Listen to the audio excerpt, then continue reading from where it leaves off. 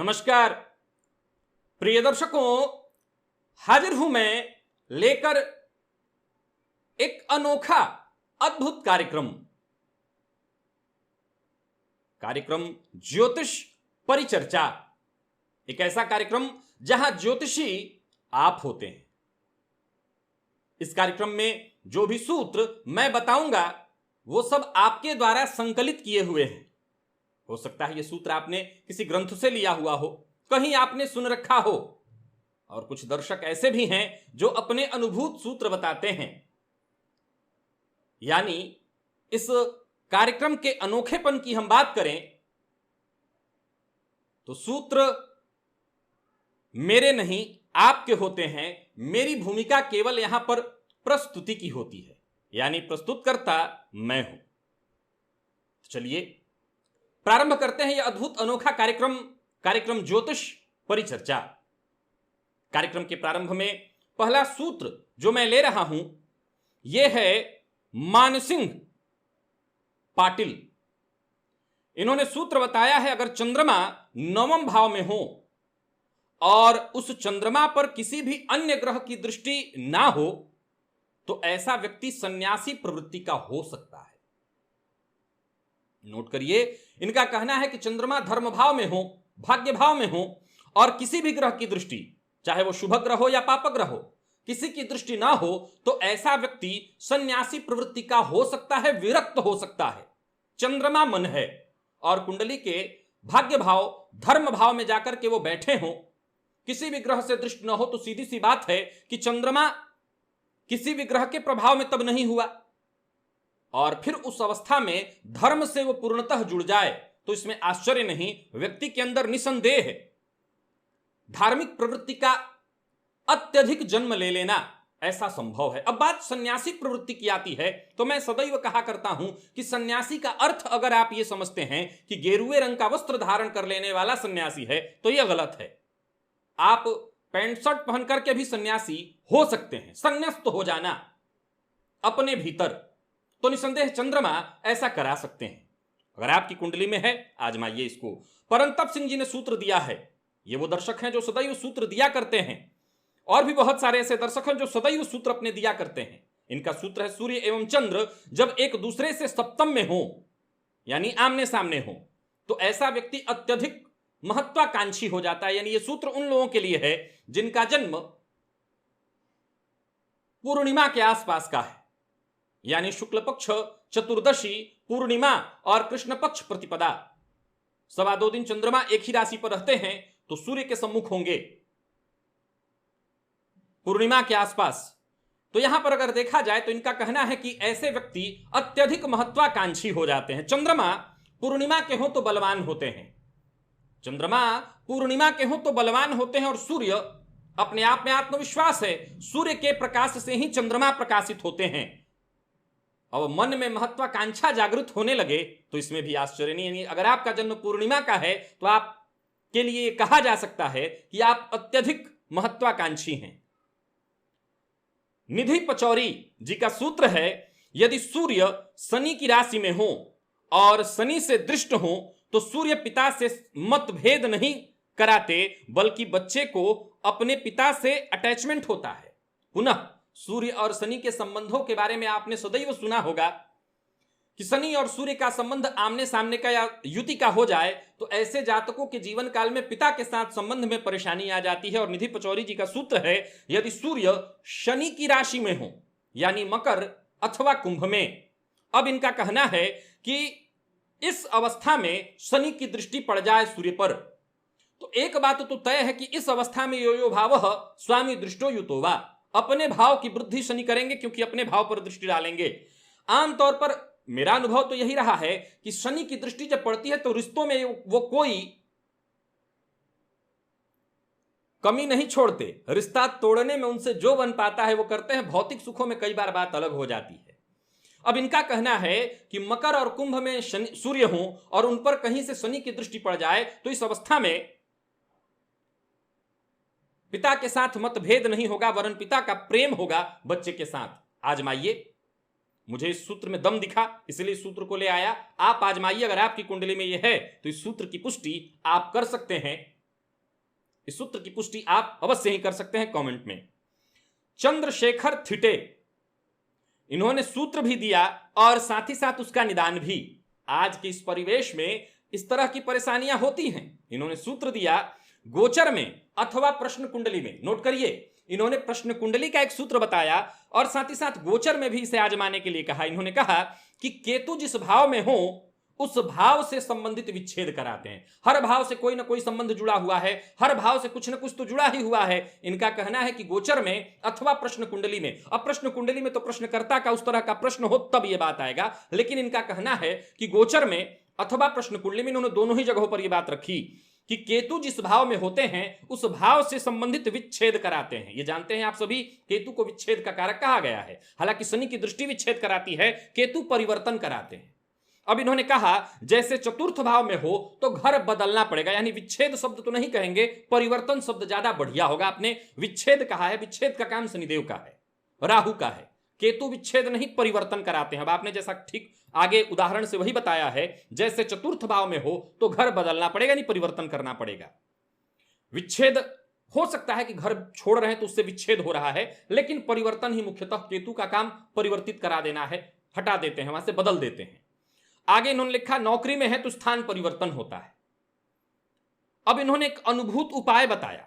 इन्होंने कहा कि ऐसी स्थिति है कि गोचर कुंडली में आप के साथ ऐसी स्थिति बन रही है जहां नौकरी में परिवर्तन या घर में परिवर्तन की स्थिति आन पड़ी है और आप ऐसा नहीं चाहते, या आपकी नौकरी में परिवर्तन होने वाला है और मनोनुकूल स्थान पर नहीं हो रहा, तो इन्होंने उपाय बताया कि इसके लिए अपने इष्ट देवता से प्रार्थना करें और उन्हें उनके मंदिर में ध्वजा, केतु को ध्वजा कहा गया है, ध्वजा अर्पित करें।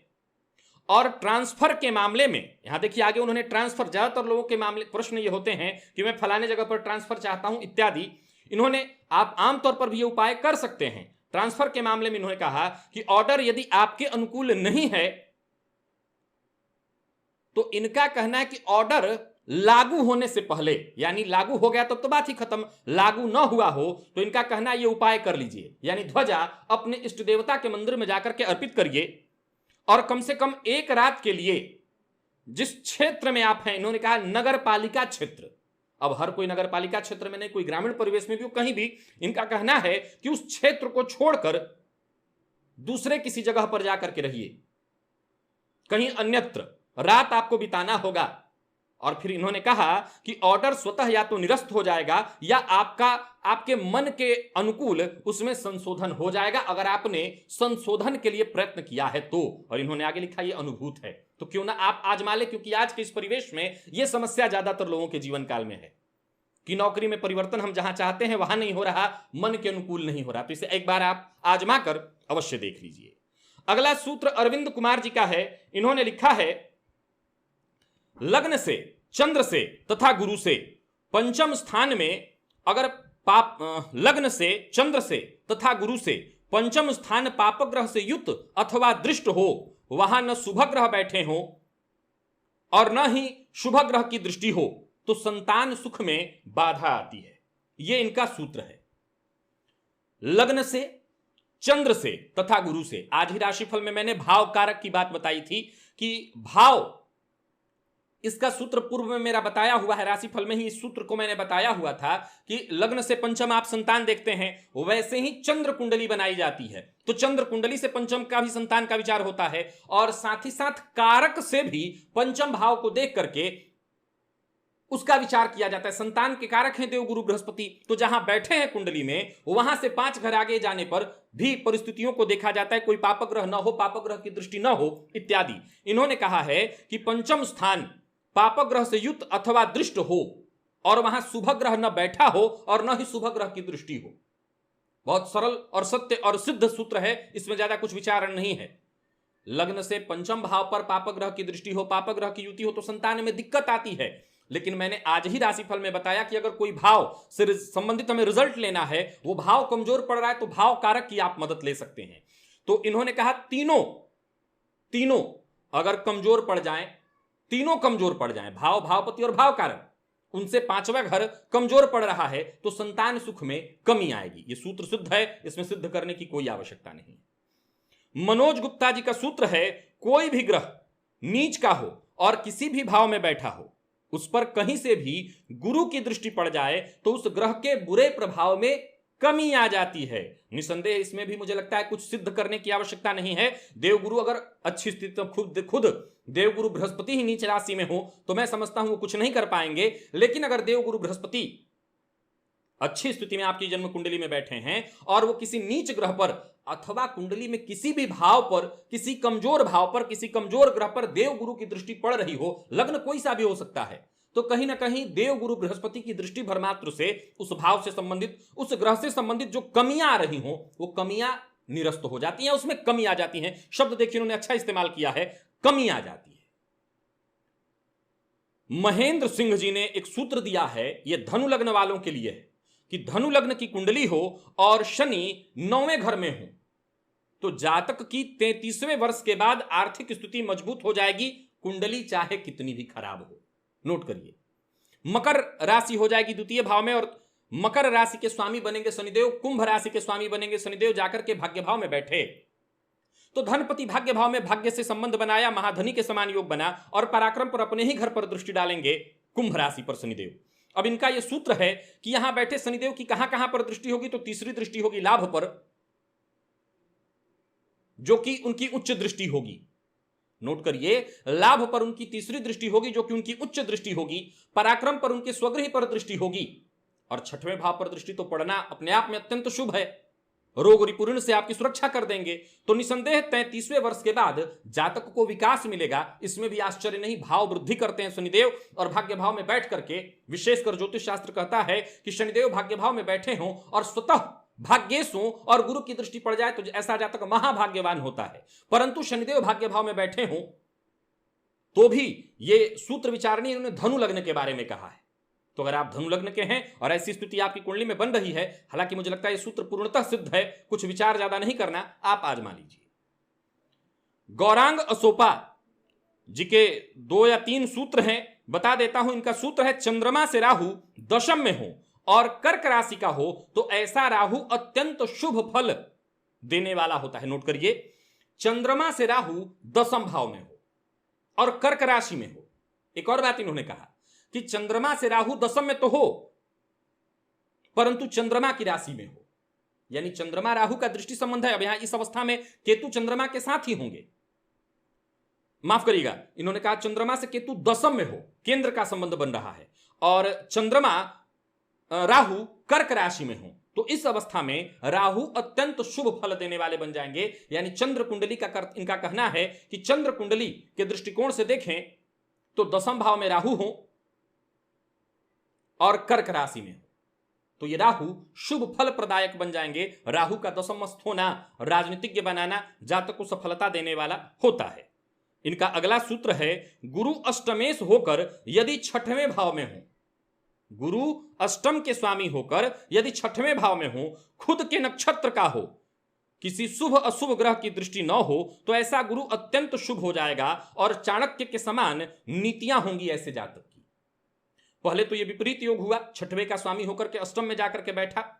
अब यहां बैठे गुरु की दृष्टि 12वें पर पड़ी, द्वितीय पर पड़ी और साथ ही साथ सुख पर पड़ी। अब इन्होंने आगे जो बड़ी बात लिखी है वो जरा विचारणीय है कि किसी शुभ और अशुभ किसी भी ग्रह से वो दृष्टि न हो और खुद के नक्षत्र में हो। सबसे बड़ा शर्त इन्होंने रखा खुद के नक्षत्र में, तो सीधी सी बात है गुरु अत्यंत बली हो गए।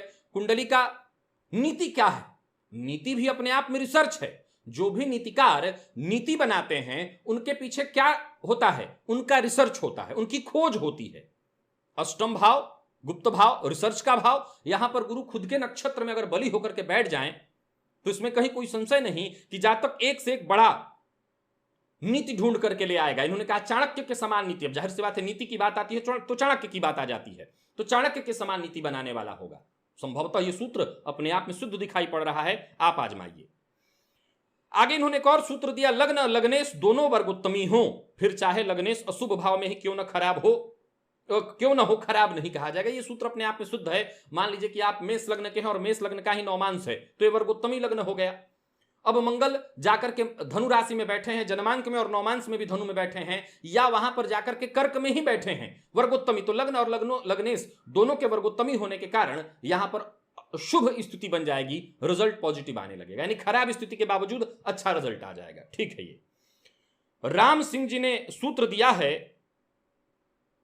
बलवान मीन लग्न में बृहस्पति, यानी इनका कहना है बृहस्पति मीन लग्न में बलवान दसम भाव में हो, दसम भाव में हो तो किस तरह की स्थिति में होगे? तो सीधी सी बात है धनु राशि होगी वहां पर, तो बलवान तो हो ही गए।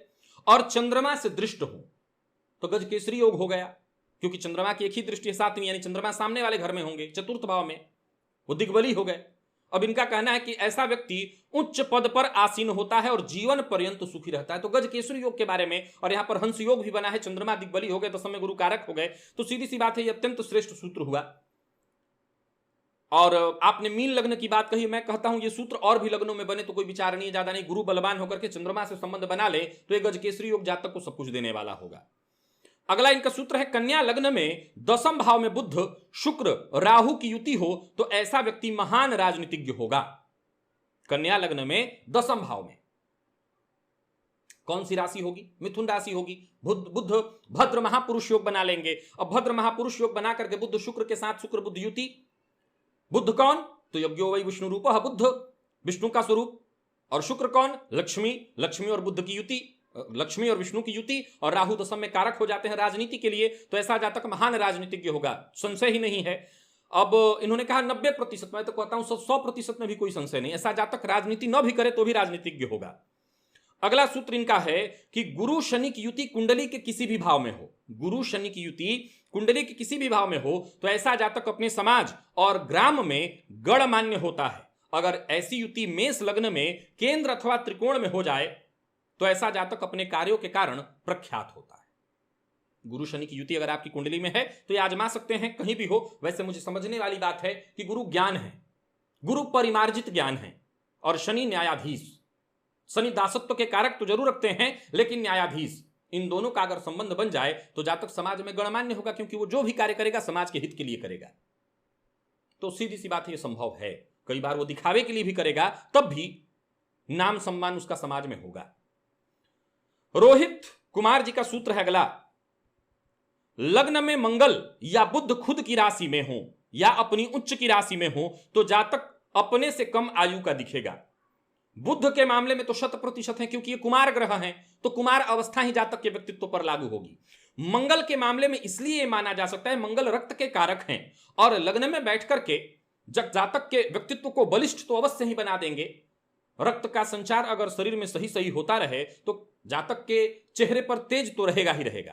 तो इनका कहना है कि मंगल कैसा हो तो स्वगृही खुद की राशि में अथवा उच्च राशि में हो। तो मुझे लगता है ये दोनों ही ग्रह ऐसा कराएंगे। अगर आपकी कुंडली में यानी आप मांगलिक हैं और मंगल बलवान होकर के लग्न में बैठे हैं तो उम्र आपकी छुपी रहेगी, ये बात सत्य है। और बुध हैं तब भी ये बात लागू होगी आपके ऊपर। शिवम काडू जी का सूत्र है, शनि अष्टम में हो तो जातक की पढ़ाई जिस क्षेत्र में हुई हो उसका सुख नहीं मिलता, इसके अतिरिक्त क्षेत्र में काम करना पड़ता है। सिद्ध है, इसमें ज्यादा विचार करना नहीं। क्यों? क्योंकि अष्टमस्थ शनि की दृष्टि पंचम पर पड़ जाएगी, पंचम से वो विच्छेद करा देंगे, यानी जो ज्ञान है उस ज्ञान का लाभ नहीं लेने देंगे। सामान्य बात, लेकिन ठीक है, ये सत्य है, इसमें कहीं कोई संशय, कोई सिद्ध नहीं करना। अष्टम का शनि करियर में संघर्ष देता है, यह भी सिद्ध है, क्योंकि इनकी दृष्टि तीसरे कर्म भाव पर पड़ती है। अब अपनी ही राशि उनकी वहां पर हो तो मैंने देखा भाव वृद्धि करा करके जातक के नौकरी में अगर परेशानी आए भी तो फिर नौकरी मिल जाती है। पर कुंडली में शनि अकारक न हो तो जातक को करियर में स्थिरता देते हैं संघर्ष के बाद। यह लाइन इन्होंने बहुत अच्छा लिखा है कि अष्टम में शनि संघर्ष कराएंगे लेकिन संघर्ष के बाद स्थिरता देते हैं, अकारक न हो तो। वैसे मैं आपको बता दूं कि शनि अष्टम में संघर्ष कराते, इसमें कहीं कोई डाउट नहीं है, लेकिन ऐसा जातक अगर संघर्ष से चूके ना तो उसे जीवन काल में सफलता अवश्य मिलती है। संघर्ष के लिए ऐसे जातक को तो सदैव तैयार रहना होता है। अगला जो सूत्र है, ये सूत्र 3-4 हैं, लेकिन ये किसी की आईडी थी। मैं पहले ही बार बार कहता हूं आईडी नहीं नाम दिया करिए, तो इनकी आईडी थी, मैंने नाम देने के लिए कहा था, बाद में इन्होंने दिया होगा, देर हो चुका है, सूत्र इनका आया हुआ है। अब आप अपने सूत्र को समझ लीजिएगा, दर्शकों को लाभ मिल जाएगा। यदि कुंडली में धनेश और आयेश के बीच में परिवर्तन हो जाए तो ऐसा जातक महाधनी होता है। तो महाधनी होता ही है, धनेश अगर एकादश में बैठ जाए, एकादशेश अगर द्वितीय में बैठ जाए तो महाधनी, और दोनों ने आपस में स्थान परिवर्तन कर लिया हो तो यह परिवर्तन योग भी बनेगा और महाधनी योग भी बनेगा। सीधी सी बात है, लाभ धन में चला जाए, धन लाभ में आ जाए, महाधनी सिद्ध है ये। चंद्रमा से अगले घर में गुरु हो तो जातक राजा के समान जीवन जीता है, विचारणीय होगा। चंद्रमा से दूसरे भाव में, अगले भाव में इनका कहना है।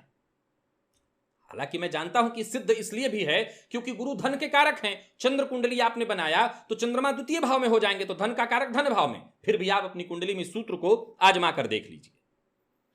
अगला इनका सूत्र है, केतु 12वें भाव में हो और शनि 8वें में हो तो जातक को वैराग्य अच्छा लगता है।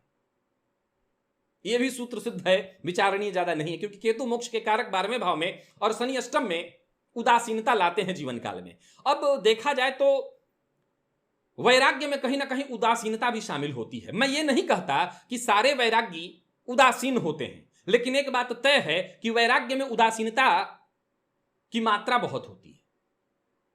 99 बार मैं एक बार छोड़ देता हूं।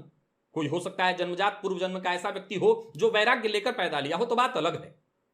ऐसे परमहंस हो सकते हैं, लेकिन ऐसे परमहंसों की संख्या बहुत कम है।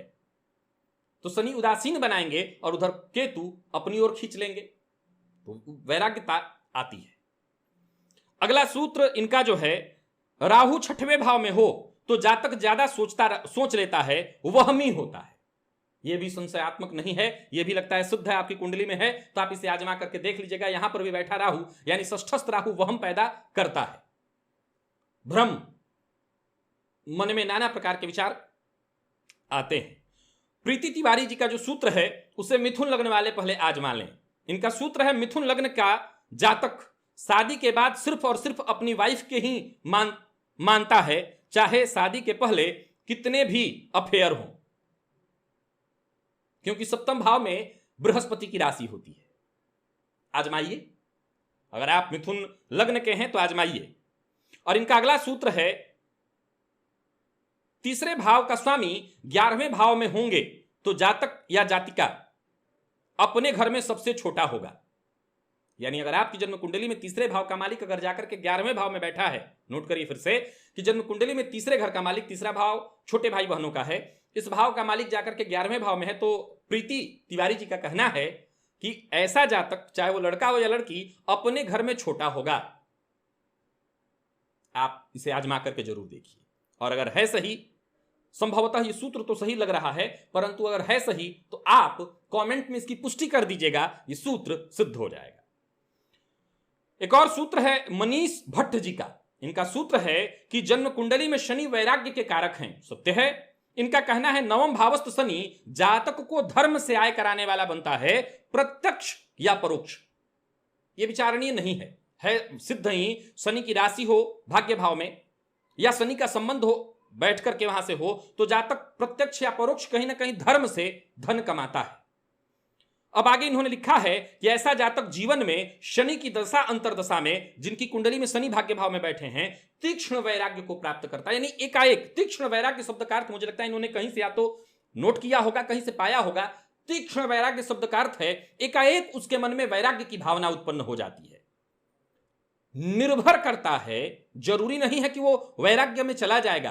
तीक्ष्ण वैराग्य, वैराग्य भी कई प्रकार का, एक वैराग्य की पूर्व से ही मन में आ रहा है और फिर ऐसा व्यक्ति वैराग्य को चला गया, और एक ऐसा वैराग्य जो मरकट न्यास कहते हैं, मरकट वैराग्य, कि अभी अभी वैराग्य जागा। जब आप स्मशान में जाते हैं तो एक मरकट वैराग्य जगता है आपके अंदर। स्मशान में जब लोगों को जलते आप देखते हैं चिता को, तो आपके मन में एक वैराग्य उत्पन्न होता है। तो तीक्ष्ण वैराग्य ये भी है, एकाएक वैराग्य उत्पन्न हो जाए, तो ऐसा शनि करा सकते हैं, यह संभव है। अपनी दशा अंतरदशा में वो ऐसी स्थिति उत्पन्न कर दें। हालांकि फिर वही बात कि जातक अगर संतुष्ट जीवन जी रहा है तो काहे का वैराग्य। यशराज तिवारी जी के 3 सूत्र थे, एक सूत्र लिया हूं क्योंकि बाकी के उनके सूत्र मुझे लगता है पूर्व में बताए हुए थे। ये सूत्र जरा नोट कर लीजिएगा, ये काम का सूत्र है। ऐसे दो ऐसे व्यक्ति जिनकी कुंडली में विपरीत दशा चल रही हो, कमाल का सूत्र था इसलिए ले आया, विपरीत दशा चल रही हो। जैसे मेरी कुंडली में गुरु का चल रहा है तो आपके में शुक्र का, आपके में शुक्र का चल रहा है तो मेरे में गुरु का, मेरे में मंगल का चल रहा है तो आपके में बुध का। यानी इनका कहना है कि ऐसे 2 ग्रह जो आपस में शत्रु हैं, सूर्य का मेरे में चल रहा है तो आपके में शनि का, इनका यह कहना है। तो ऐसे जातकों की विचारधाराएं भी एक दूसरे से विपरीत हो जाती है, यानी वो आपस में प्रतिद्वंदियों जैसा व्यवहार करने लगते हैं। यह सूत्र जमा इसलिए इसे लेकर के आए, 3 सूत्रों में से इनका एक सूत्र लिया मैंने। ये सूत्र आप जरूर आजमा लीजिएगा कि अगर जन्म कुंडली में, अब कई बार पता कैसे चलेगा कि सामने वाले का कैसा चला, लेकिन घर में तो चल सकता है। पिता पितृ पुत्र में मतभेद हो रहा है, मान लीजिए पिता की गुरु की महादशा और पुत्र की शुक्र की चल रही है, तो हो सकता है मतभेद का कारण यह महादशा बन जाए। यानी कुंडली में वैसी स्थिति नहीं है, पर फिर भी दोनों के विचार में असमानता बहुत ज्यादा आजकल आ रही है। माता और पुत्र में मतभेद चल रहा है, शनि सूर्य की महादशा चल रही हो सकती है। तो यह सूत्र विचारणीय था और सिद्ध है ऐसा लग रहा है, आप इसकी पुष्टि कर सकते हैं। तो प्रिय दर्शकों, ये जितने भी सूत्र मैं आप सबके सम्मुख लेकर के आया, ये एक से बढ़कर के एक आनंददायी सूत्र थे, सिद्ध थे, इसीलिए लेकर के आप सबके सम्मुख उपस्थित हुआ। आशा करता हूं आपकी कुंडली से अगर कहीं भी कोई सूत्र मैच करे तो आप उसकी पुष्टि कर देंगे, तो बताने वाले के आत्मविश्वास में भी वृद्धि हो जाएगी। यानी जिन्होंने इस सूत्र का संकलन किया उनके आत्मविश्वास में वृद्धि हो जाएगी। आज के लिए बस इतना ही। जाते जाते इतना ही कहूंगा, यह कार्यक्रम अपने आप में अत्यंत श्रेष्ठ बनता जा रहा है। एक सप्ताह का आपके पास समय होता है। जिनके सूत्र आज मैंने नहीं लिए, उन सूत्रों को हमेशा याद रखिएगा कि जिनका सूत्र मैंने आज नहीं लिया है, अगली बार दूसरा सूत्र ना लाएं, क्योंकि आपके सूत्र बर्बाद नहीं होने चाहिए। ये सूत्र अपने आप में एक एक मोती हैं और इन्हें धागे में पिरोना ही होगा। आज के लिए बस इतना ही। इजाजत दीजिए, कल पुनः मुलाकात होगी। तब तक के लिए नमस्कार।